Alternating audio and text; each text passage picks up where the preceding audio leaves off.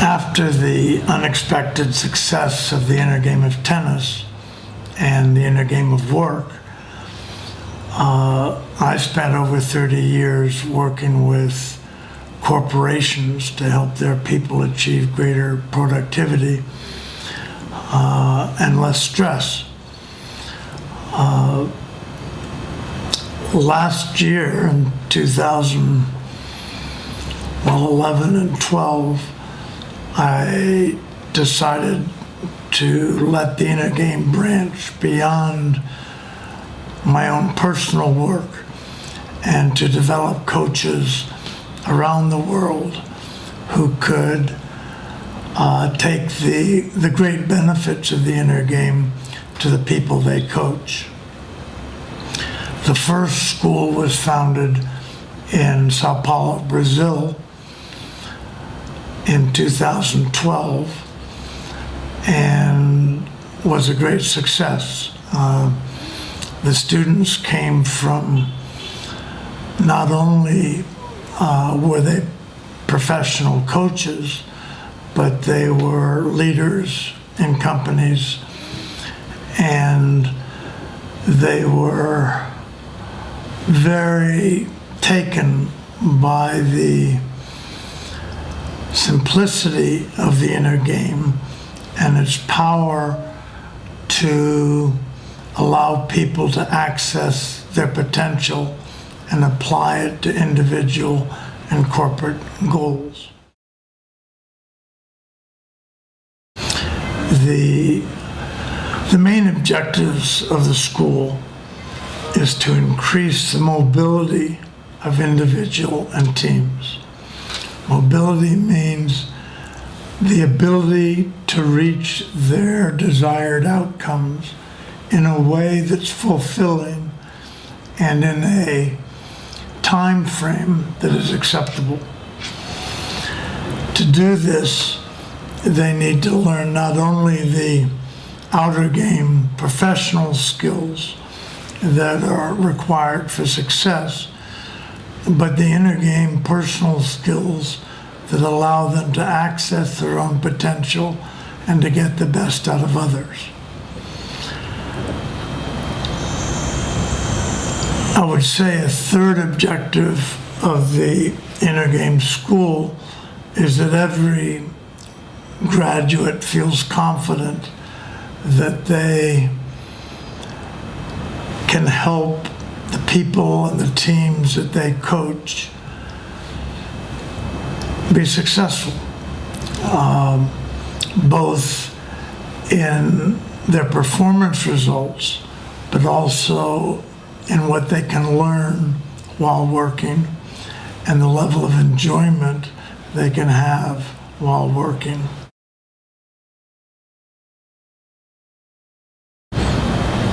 I think for me, the most exciting thing about the school has been to see the enthusiasm of the students attending.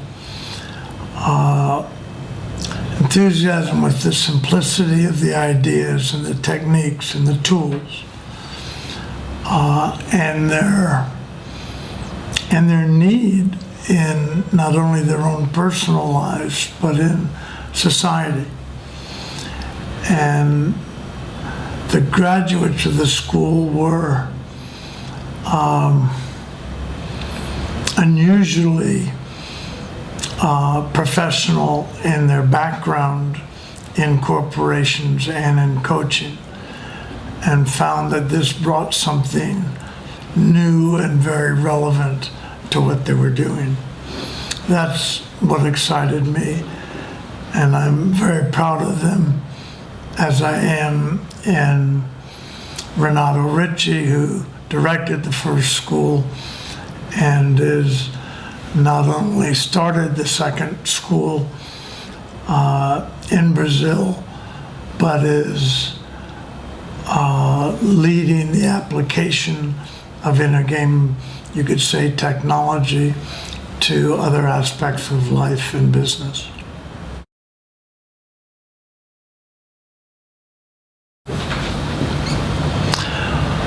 Well, there are many ways in which the inner game can help business in this time of change and uncertainty.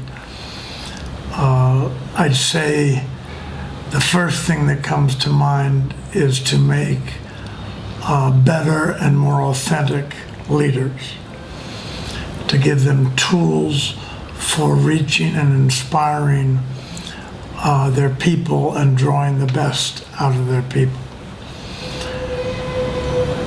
In a way, the contribution is to heighten their focus on the learning of their employees, what they can learn while they're doing what they're doing, and therefore leverage their performance with every week of work they perform.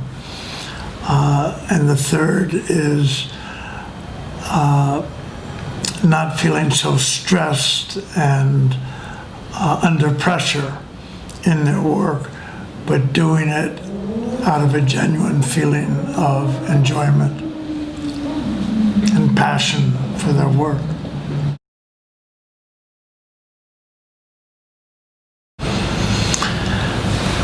Those corporations who embrace the goal of learning to learn have a distinct advantage over those who only focus on performance.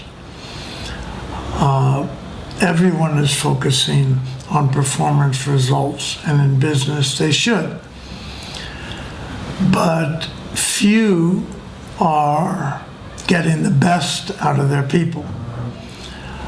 And that is because there's not sufficient priority given to what their people learn and what they as leaders are learning on a day-to-day basis.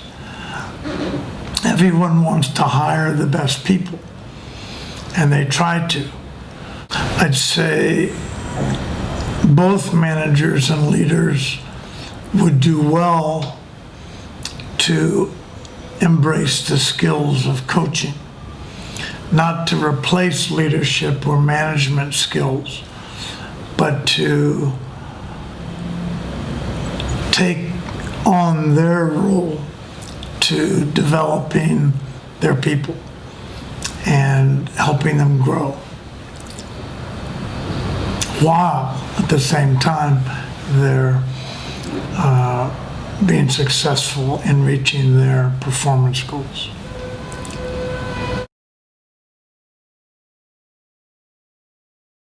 Well, when to learn to play the inner game. Children under 5 in general are playing it very well. They're the best learners on the planet, and they know how to reach peace inside them. They naturally enjoy and can express their joy. They trust themselves. They admire their parents and have respect for them. So anytime after 5 is a good time to start playing the inner game consciously. Everyone plays the inner game. We all have obstacles that keep us from being our best. And most of us don't play it consciously, don't realize how important it is and how much progress we can make if we balance the outer game with playing the inner game consciously. It's like in our society, we have a very long outer game leg and a very short inner game leg, and we kind of are off balance when we try to walk or move toward our goals. So schools would be a great place for teachers to understand the inner game. New hires who come in perhaps on the one hand maybe overconfident, and on the other hand underconfident that they can measure up to expectations of the company, have a lot of internal interference, both ways. And that would be another focus point for learning the inner game, because they're open to learning.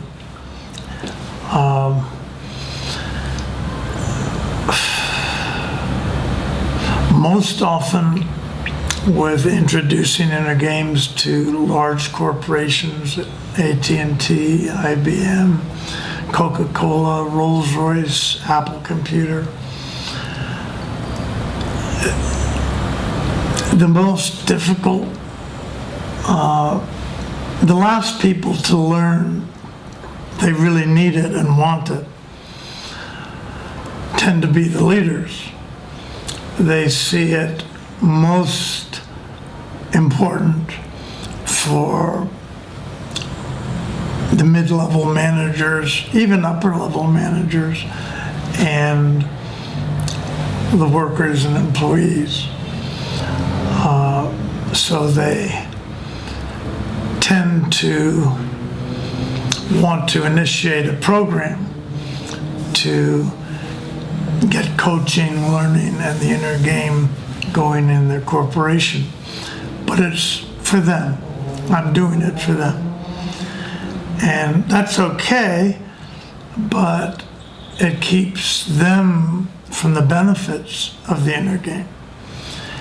And it's only when they see the benefits that they can talk about it and communicate it in a way that's contagious to others.